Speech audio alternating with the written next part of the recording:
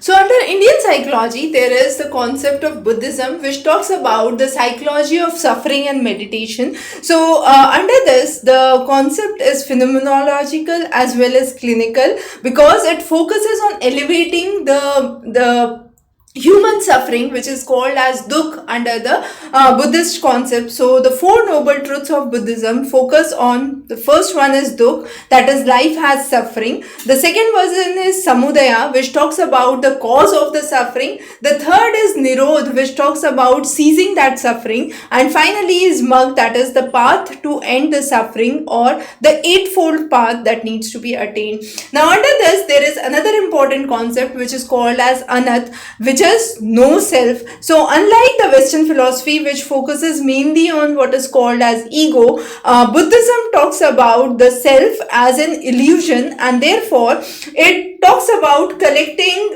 the five changing aggregates, what are called as skand, and lead to a mindful life. That mindful is called as sati, and that is the root for the modern MBCT, which is the mindful based cognitive therapy under psychology.